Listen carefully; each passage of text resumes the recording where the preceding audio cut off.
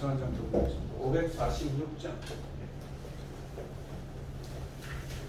주님 약속하신 말씀이에요. 546장. 주님 약속하신 말씀이었습니다.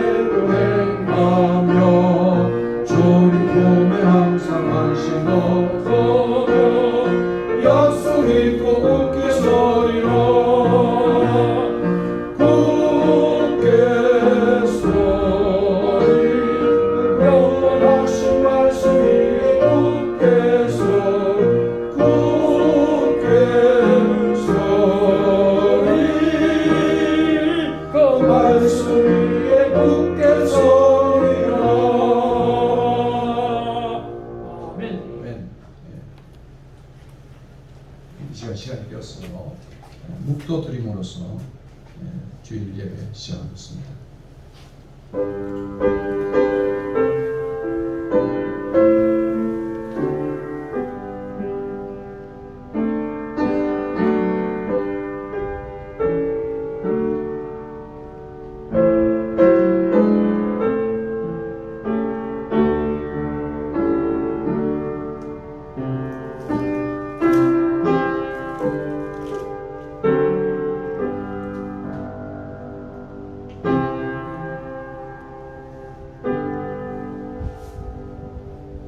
지존자의 은밀한 곳에 거주하며 전능자의 그늘 아래 사는 자여, 나는 여호와를 향하여 말하기를 그는 나의 피난처요 나의 요새요 내가 의뢰하는 하나님이시라. 아멘.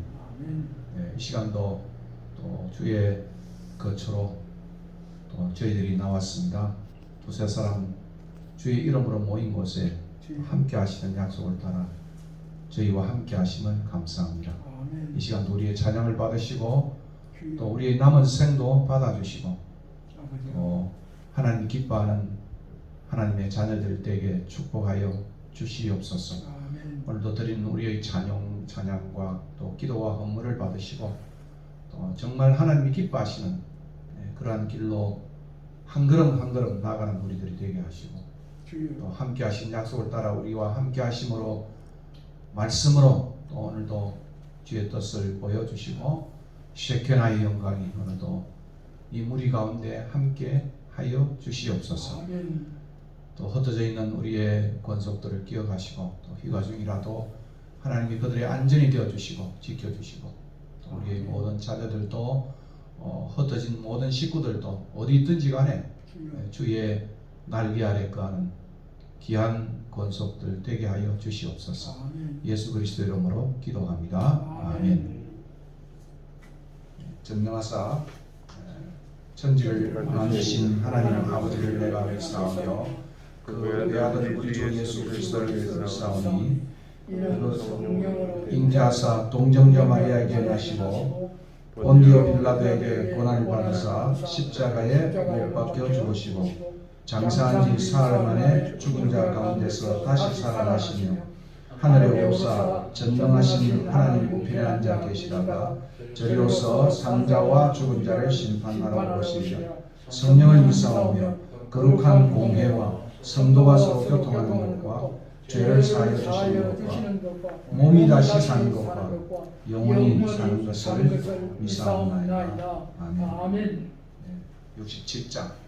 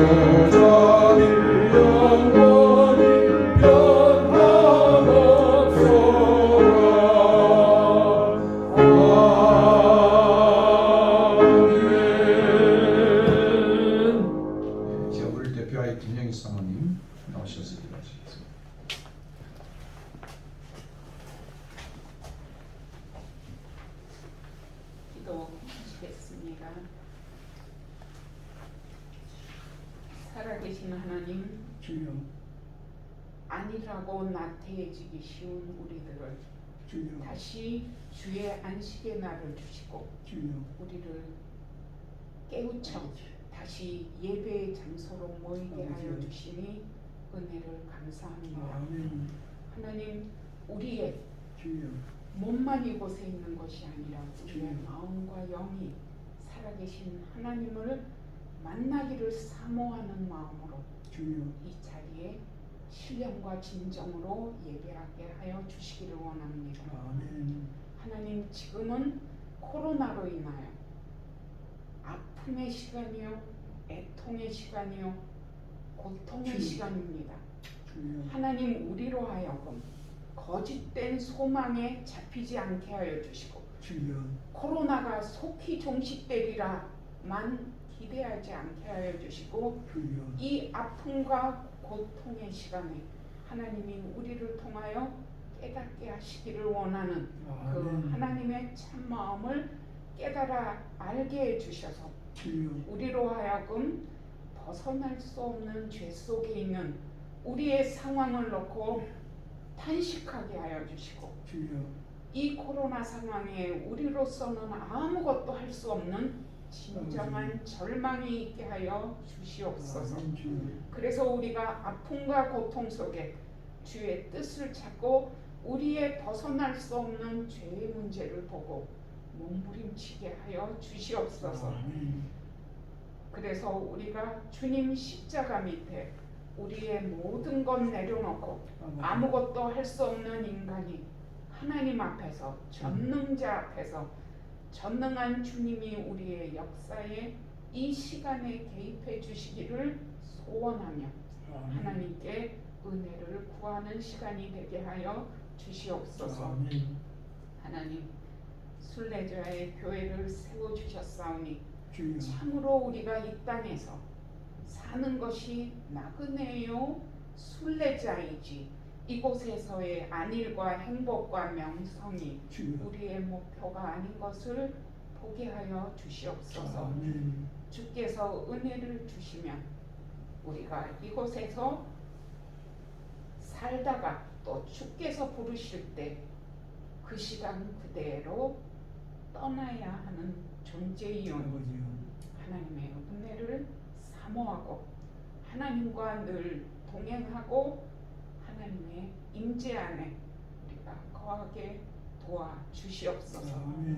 우리가 때로 주님을 위하여 헌신하고 또 때로 각성하지만 또 나태해지고 또 느려지고 또 넘어지는 우리 영이 하나님 우리에게 어려움 주심을 감사합니다. 우리에게 고난 주심을 감사합니다. 그 어려움과 고난을 통하여 우리의 본분을 보게 하여 주시고 그래서 우리가 하나님의 은혜가 없이는 한순간도 살아갈 수 없는 존재임을 기억하고 하나님 은혜의 날개 안에 우리가 거하기를 사모하게 하여 주시옵소서. 하나님 이곳에 모인 우리의 교우들 속에 몸이 연약한 분들이 계십니까? 하나님이 찾아와 주셔서 그 아픈 곳을 어루만지시고 그 육신이 강건할 수 있게 하여 주시고 하나님을 사모하는 마음만큼 육신이 강건하여서 이 땅에 있는 동안 우리의 목청을 다하여 우리의 마음을 다하여 찬양할 수 있게 도와주시옵소서. 하나님 또한 우리 중에 또 여러 가지 경제적인 이유로 힘든 분 계십니까? 주님이 찾아가 주셔서 하나님이 또한 필요한 것을 채워주시고 우리가 또한 과한 욕심 부리지 않으며 그날 은혜에 충족하게 살아갈 수 있는 은혜도 주시옵소서. 하나님 또한 오늘 오지 못한 우리의 교우들의 여러 가지 형편을 우리는 모르지만 주께서 아시오니 일일이 주님이 신방하여 주시고 그 사람의 형편에 따라 하나님이 필요한 은혜를 주시고 힘든 일 속에서도 주의 보좌를 다시 기억할 수 있게 해주시옵소서. 하나님 이곳 예배당이 복된 것은 아름다운 모임이 있고 아름다운 연못이 있어서만이 아니라 이곳에 오면 힘들고 어려운 우리 모두가 역사에 개입하시는 하나님의 그 임재를 깨달아 또 임재 속에서 평안함을 누리며 하나님을 다시 한번 찬양하는 그렇게 새 힘을 얻는 곳이 되게 하여 주시옵소서. 많은 어려움과 문제 속에서 이 하나님의 전을 향하여 기도하고 이곳에서 마음을 다하여 기도할 때 하나님께서 그 상황에 개입하시고 해결하여 주시고 은혜 주시는 줄로 믿습니다. 하나님 또한 이 동네에 하나님을 알지 못하는 사람들이 여전히 많이 있습니다. 그분들에게 복음이 들어갈 수 있도록 하나님이 은혜를 주시고 각 사람의 형편마다 하나님이 직접 찾아가 주셔서 그들의 인생에 우리의 인생에 예수 그리스도가 없이는 살아갈 수 없음을 고백하게 하여 주시고 복음을 전할 기회를 주시고 복음을 받아들이는 용기 또한 허락하여 주시옵소서. 오늘 예배에 하나님이 함께하여 주시고 위로가 필요한 분에게 위로하여 주시며 또 하나님께서 경고가 필요한 사람에게 경고하여 주시며 그래서 우리가 깨달음이 있고 정말로 하나님을 감사하며 기뻐하게 도와주시옵소서. 연일 반복되는 삶 속에서 우리의 삶 속에 감사가 줄고 소망이 줄고 또 하나님의 능력 볼 것을 기대하는 그 기대가 줄고 있사오니 다시 한번 우리의 어두운 영안을 뜨게 하여 주셔서 하나님의 살아계심을 보게 하여 주시고 하나님의 통치하심을 보게 하여 주시고 하나님이 개입하셔서 해결하시는 것을 보게 하여 주시옵소서. 오늘 말씀 속에 하나님이 주의 종을 통하여 구원의 복음이 담대하게 선포되게 하여 주시고 듣는 우리들의 마음 속에서는 아멘으로 화답하며 믿음으로 받아들일 수 있게 해주시고 우리의 삶이 매일매일 조금씩 변화될 수 있도록 우리의 거칠어진 영혼을 하나님이 어루만져 주시옵소서. 이 예배에 함께하여 주시고 우리에게 필요한 은혜와 소망과 다시 살아보기로 하는 결단을 주시기를 소망하며 우리에게 가장 좋은 것 주시기를 기뻐하시는 우리 주님 예수님의 이름으로 감사하며 기도하옵나이다. 아멘.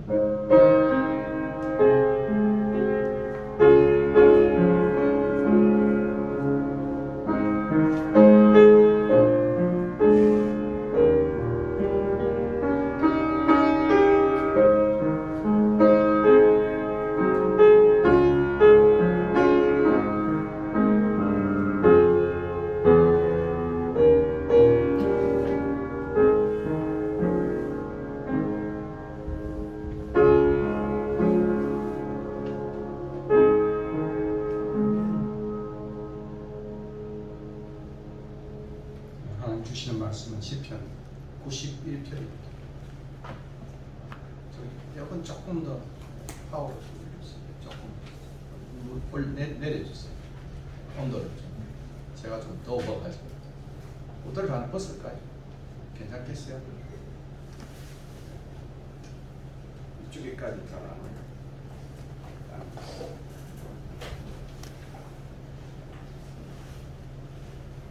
여러분 나눠드린 주보 제일 뒤편에 있습니다.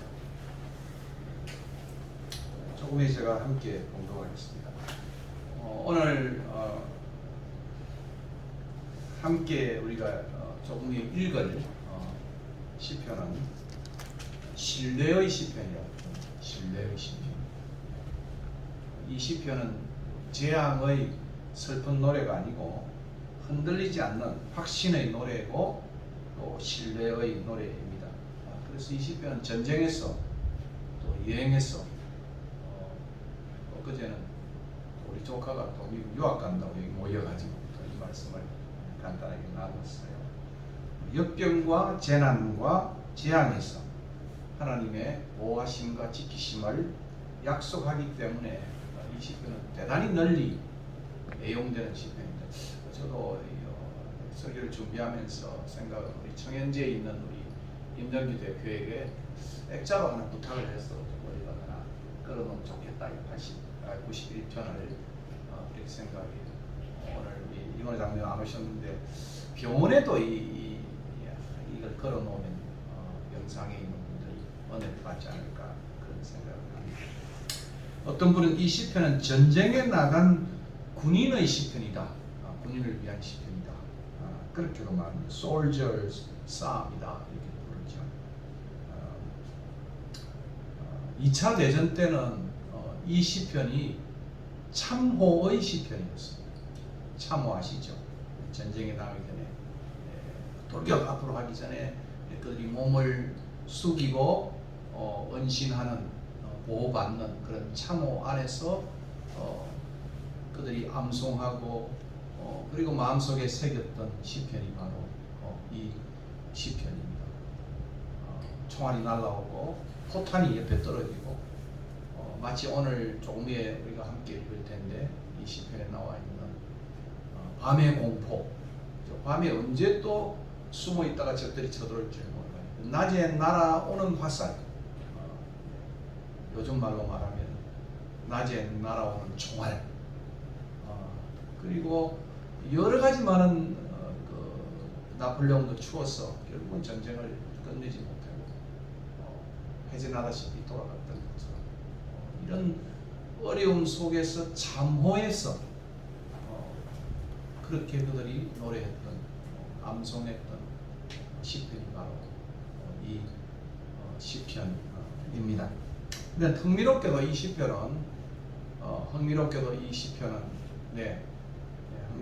시편은 예수님의 광야 시험에서 마귀도 인용한 시편이에요. 되게 유명하죠. 마귀까지도 이 시편을 잘 아는 시편이다 이렇게 말할 수 있어요. 최근에 이제 여러분이 인터넷 들어가서 보시면 팬데믹 상황 속에 자주 설교되는 본문이 바로 이 시편입니다. 이걸 제가 서론으로 조금 이야기를 드리고 함께 우리가 성경 말씀을 교독하도록 그렇게 하겠습니다.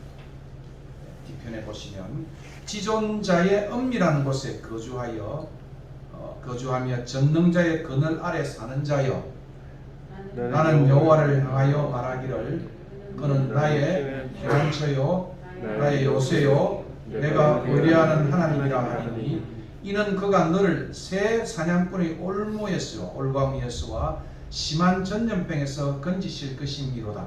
그가 너를 그의 깃으로 덮으시리니 너가 그의 날개 아래 피하리로다.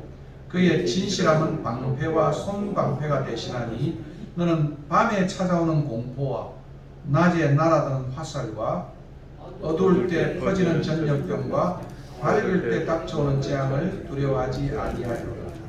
1000명이 내 왼쪽에서 10,000명이 너의 오른쪽에서 엎드러지나 이 재앙이 너에게 가까이 하지 못하리로다.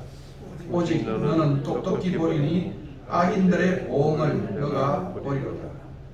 내가 말하기를 여호와는 나의 피난처시라 하고 지존자를 너의 거처로 삼았으므로 화가 내게 미치지 못하며 재앙이 내 장막에 가까이 오지 못하리니 그가 너를 위하여 그의 천사들을 명령하사 내 모든 길에서 너를 지키게 하심이라.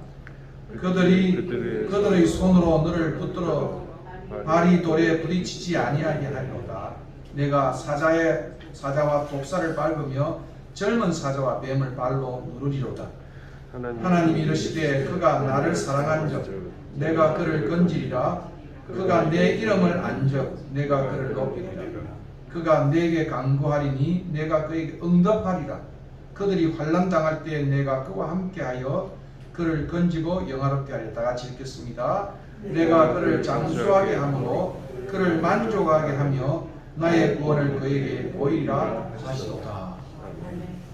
참 이 말씀 읽으면 총알이 날아다는 포탄이 날아다는 그리고 밤에 언제 적들이 깜깜하니까 들어올지 모르는 공포 속에서 또 낮에는 정말 빠르게 날아오는 화살이 아닌 총알들이 날아오는 이런 참호 속에 가슴에 품기도 영화에 보면 가슴에 품기도 가슴에 품기도 또 편지가 오는데 어떤 이모는 이 구절을 써서 특별히 오늘 나와 있는 여기 7절 8절 1000명이 너의 왼쪽에서 10,000명이 내 오른쪽으로 떨어지나 이 재앙이 너에게 가까이 하지 못하리로다. 특별히 7절 말씀입니다.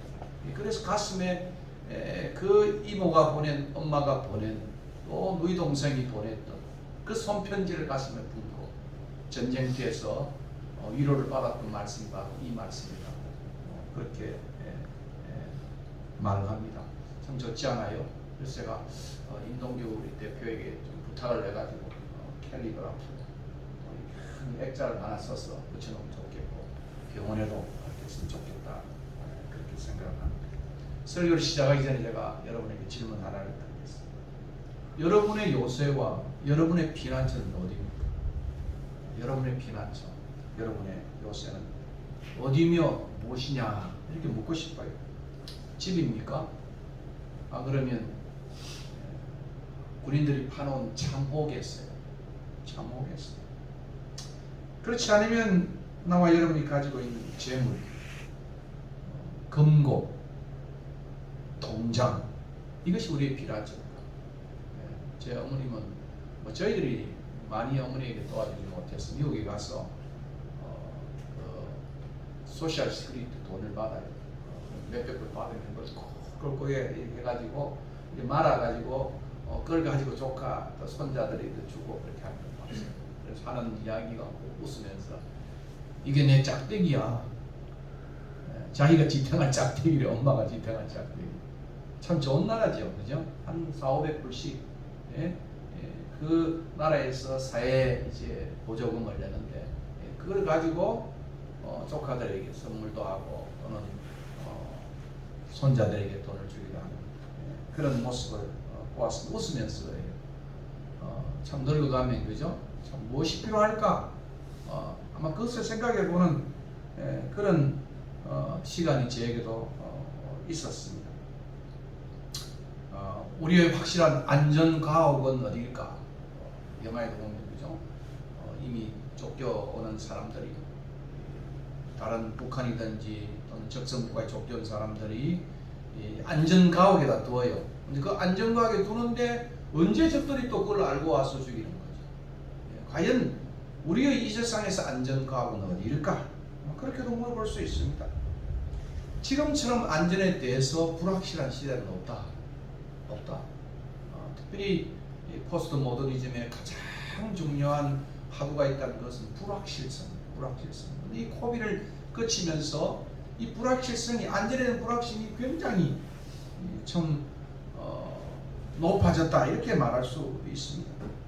비수도권, 요즘 비수도권은 몇 건지 모르겠어요. 여기도 안전하지 않아요.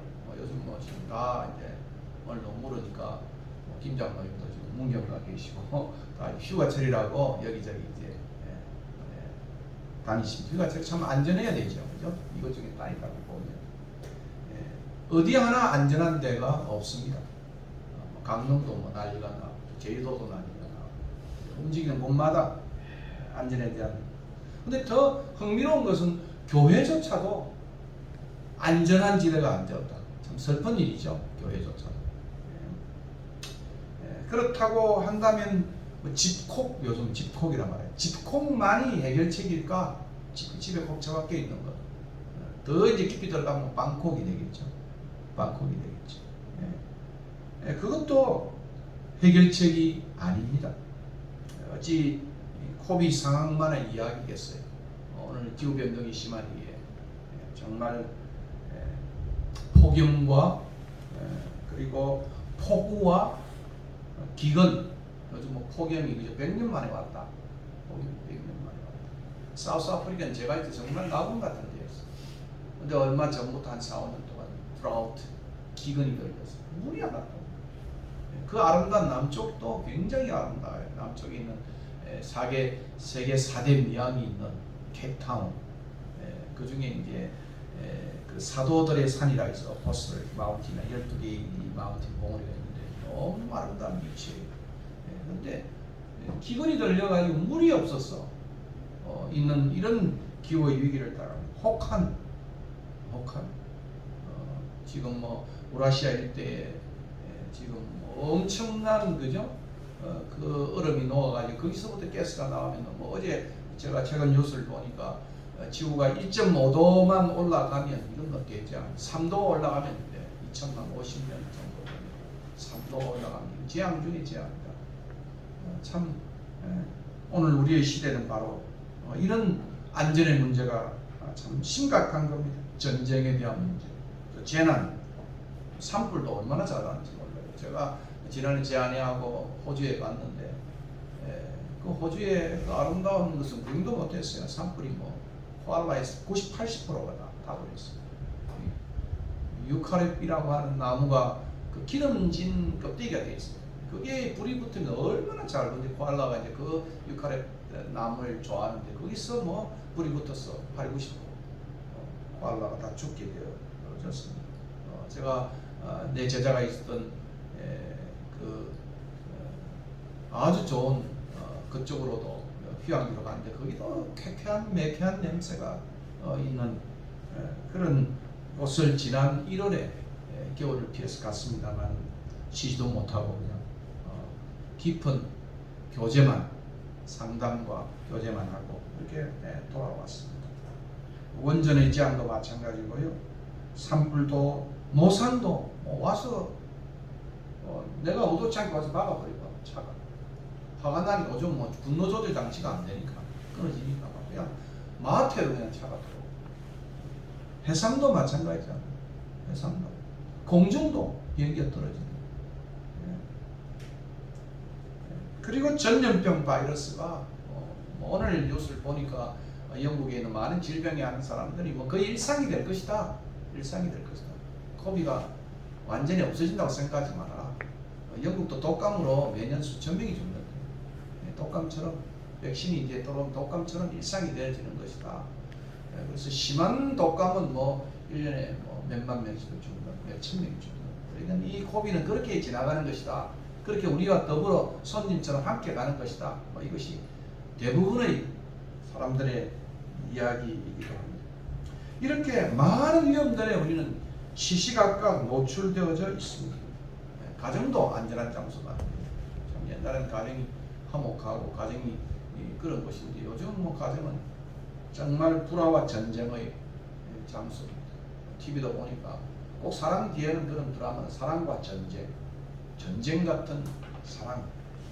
인간의 사랑도 영원치 못하고 전쟁 같은 사랑입니다. 유통기한을 채울 수가 없다.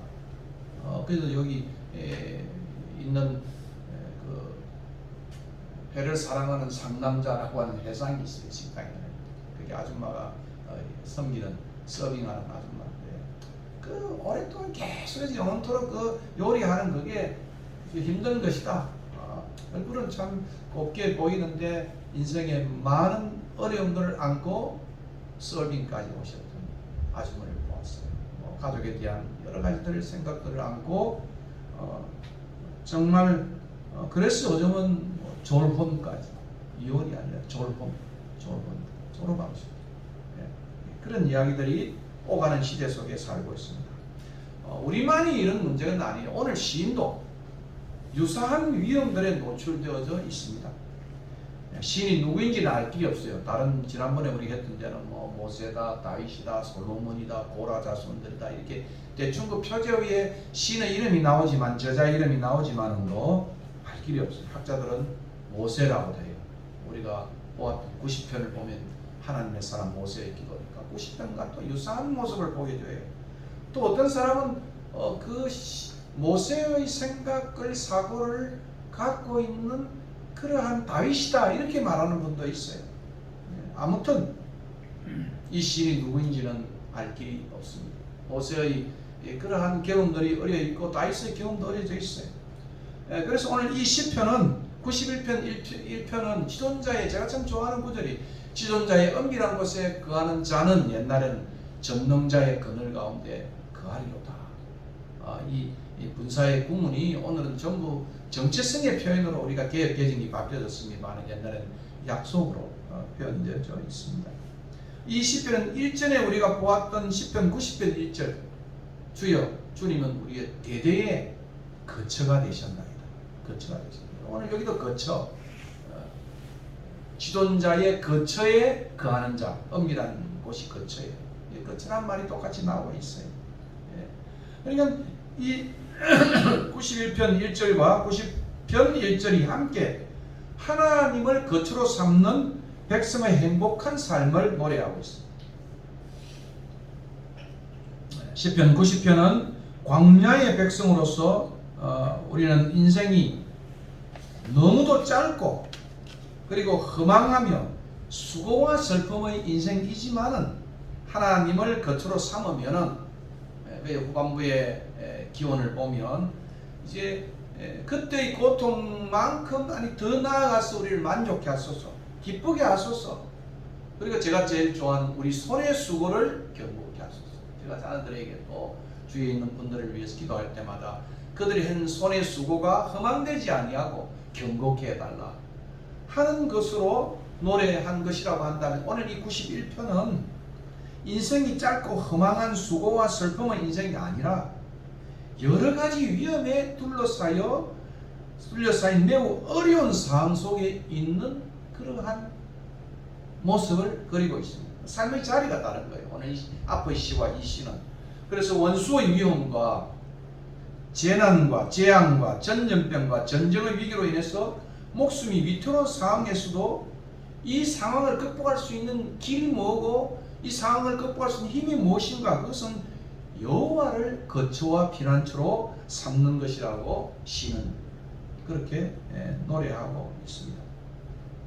이 시에 나타난 위협적인 많은 삶의 모습은 가나안을 향하는 광야의 여정에서도 나타난 것이었고 이것이 광야 여정만이 아니었어요. 정복의 시간에서도 마찬가지였어요. 그리고 정복하고 12지파에게 나누어졌던 그 적과 꿀이 흐르는 그 땅의 정착의 삶을 생활에서도 마찬가지예요. 위협들이 언제나 도사리고 있었습니다. 오늘 3절과 13절의 내용이 바로 그런 거예요. 제가 이 구절을 다 할 수 없는 설교자는 1절에서 6절까지를 떼서 한번 설교하고 또 어떤 분은 7절부터 또 이후까지 설교하고 이렇게 이제 짧은 시간에 오늘도 성도들이 많지 않은 또 길게까지 하면 또 저를 비난할까 싶어가지고 좀 빨리 마쳐야 될 것 같은데 정말로 가지가지 여러 가지 위험들에 둘러싸여 있었습니다. 가나안을 향한 광야 여정 그리고 정착하는 동안 정착을 했어도 사방에 여러분 읽어보면 여러분이 어딥니까? 사사기를 읽고 또 사무엘서를 읽고 열왕기를 읽어보고 역대기를 읽어보면 이스라엘 백성이 정착한 그 속에서도 수많은 전쟁이 있었어요. 사방에 원수와 적들이 있었고 기근과 역병과 재앙들이 그 땅에도 있었습니다. 그런 위험 가운데서 하나님은 오늘 이 시인이 고백한 것처럼 그들의 피난처요 요새가 되었다고 말하고 있습니다. 광야의 백성으로서만이 아니라 사실 히브리라고 하는 이 단어가 강을 건넜다 그런 의미예요. 히브리라는 것은 소위 말하면 장돌뱅이다 그 말이죠. 유랑의 사람들이다 백성이다 그런 말입니다. 그 백성이 그 땅에 오면서 명칭이 바뀝니다. 암하아레츠 암하에레츠 그 땅의 백성으로 물론 그 안에는 또 많은 의미가 있습니다만 이 히브리라고 하는 말과 암하아레트라는 이 두 단어 속에도 여전히 그들의 삶을 살펴보면 여러 가지 위험들이 그들을 둘러싸고 있었습니다. 이런 그들이 1절의 고백처럼 지존자의 엄밀한 곳에 거주하며 전능자의 그늘 아래 사는 자들이었다. 히브리라고 하는 그런 이름과 암하아레트라고 하는 이 별명 속에서도 그들이 자기 자신을 오늘 시인 노래하는 것은 뭐겠습니까? 그런 위험 가운데서도 지존자의 엄밀한 곳에 거하는 자가 전능자의 그늘 아래 사는 자들이다. 이것이 그들의 신앙의 삶의 모습이에요. 그들의 정체성이에요. 그러니까 1절은 이렇게 보면 옛날에 우리가 개역 개정 말고 옛날 개역 한결에는 지존자의 엄밀한 곳에 거하는 자가 전능자의 그늘 가운데 거하리로다 이렇게 표현되어 있는데 오늘 이 개역 개정은 또 다른 번역을 선호한 것 같아요. 그래서 오늘 여기는 지존자의 엄밀함에 거하며 전능자의 그늘 가운데 거하는 이들이여 그런 자여 이렇게 부르고 있는 거예요. 제가 조금 더 설명을 드리도록 하겠습니다. 이 세상에서 가장 확실한 안전 가옥을 그들은 가졌다. 안전한 장소는 지존자의 엄밀한 거처다. 지존자의 거주지였다. 이렇게 고백하고 있는 것을 봅니다. 여러분 이 시의 고백을 어떻게 생각하는지 모르겠어요. 우리의 상황이 최근에 보면 참 쉽지 않는 것 같습니다. 아마도 우리 가운데 또 오늘 교회에 사는 사람들을 할지라도 어떤 사람은 매우 어려운 상황을 매일같이 경험하리라고 생각을 합니다. 이때 이런 상황 속에 우리는 마치 그 참호에 들어있는 그 전쟁 중의 군인처럼 이 시인의 고백과 권면처럼 지존자의 엄밀한 곳에 거하는 삶을 추구함으로 전능자의 그늘 가운데 거하는 그런 행복을 누리는 우리가 되었으면 좋겠습니다. 이제 1절로 돌아가 보겠습니다. 1절은 이 시편 주제의 요약적 진술입니다. 그래서 많은 설교가 전능자의 그늘 아래라는 설교 제목도 있고 지존자의 엄밀한 곳 이렇게도 설교하는 분들이 있고요. 그래서 이 본문 전체가 제가 말씀드렸잖아요. 신뢰의 시편이란 말이에요. 1절이 주제예요. 근데 여러분이 이 시편을 잘 읽어보면 1절과 2절에서는 소위 말하면 자기의 고백이 있어요. 고백이 있다고 합니다. 3절부터는 이게 1절은 나라고 하는 것 2절에도 그래 놨지 않습니까? 여기 보면 나는 여호와를 향하여 말하기를 그는 나의 피난처요 나의 요새요 내가 의뢰하는 나의 하나님이라. 근데 3절부터 13절 내려가면 너로 표현되어 있어요. 이런 그가 너를 새 사냥꾼의 올무에 쪼기는 그가 너를 그의 것으로 그의 깃으로 덮으시니 너가 그죠? 너는 너에게 너 왼쪽에서 내 오른쪽에서 너는 그러니까 1절의 이 고백은 3절 1절 2절의 고백은 3절부터 13절까지는 겉면으로 나타난 거예요. 그러니까 자기의 확신한 고백이 결국은 3절은 나중에 제가 설명드리겠습니다만 여기 인언이라고 표현되어 있는데 과연 이것을 유무로 봐야 될지 그렇지 않으면 surely 정령 자기의 확신이 그 신앙의 그 확신이 이 고백이 사람들에 대해서 겉면에 가는 모습으로 나타나고 있어요. 근데 놀라운 것은 14절부터 마지막까지는 하나님의 오라클로 신탁으로 나타나요. 나에서 너로 그리고 마지막에는 하나님의 약속의 말씀으로 마침내 하나님의 약속에 던들이 써야 하는 그것으로 이 시편이 이어져 있다는 말씀입니다.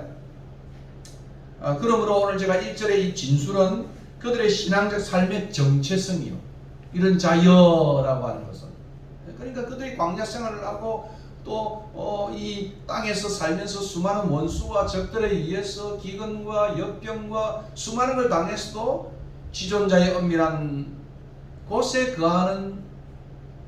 거하며 전능자의 그늘 가운데 거하는 자여라고 하는 정체성의 문제죠. 그리고 하나님의 약속에 대한 신뢰의 고백이기도 합니다.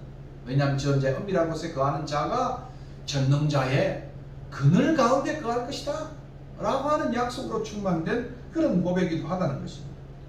비록 그들이 여러가지 위험에 노출된 광야의 백성으로 살지만 한결같은 그들의 고백은 그들의 신앙의 정체성은 신의 고백처럼 지존자의 엄밀한 거처에 거하는 자는 전능하신 하나님의 그 그늘 아래 여기 그늘이라고 4절에 보면 날개 그늘이죠.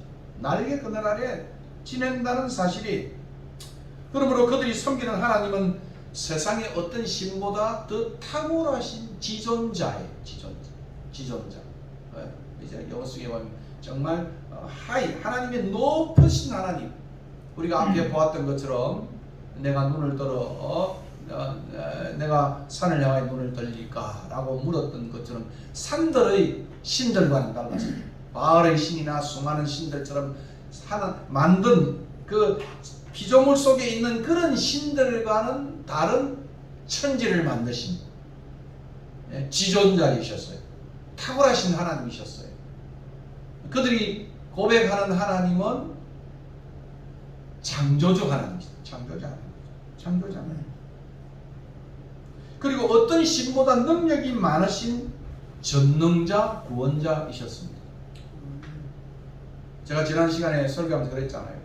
바알의 신은 말입니다. 이 더위 여름에도 못 견뎌가지고 야 너도 좀 쉬어라. 너도 좀 쉴게. 그래가지고 가장 더운 여름철에는 신들도 더워서 못 견뎌가지고 쉬러 간다는 거예요. 그것이 바알의 신이었어요. 그래서 나중에 엘리야하고 싸울 때 니 신 어디 갔냐?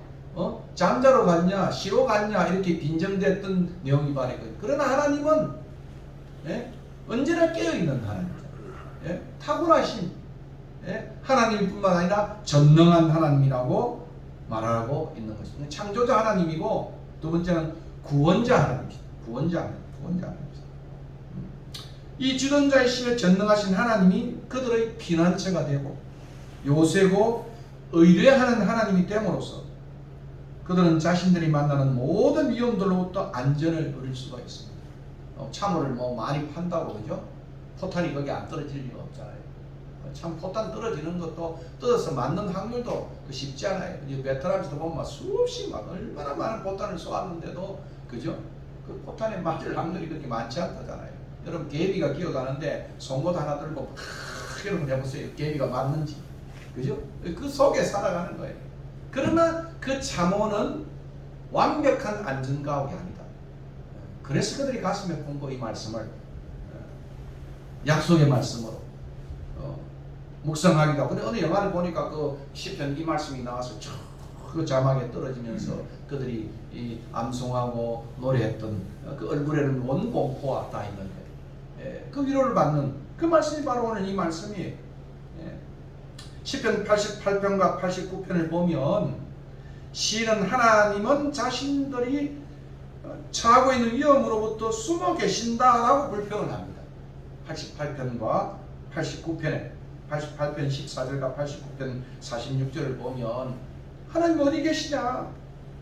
언제까지 숨어 계시냐? 얼마나 가까우면 내 고난에 대해서 내 재앙, 내게 닥친 재앙에 하나님 그렇게 그들이 불평하는 거기에 이 91편은 답변을 했다. 숨어 엄밀하게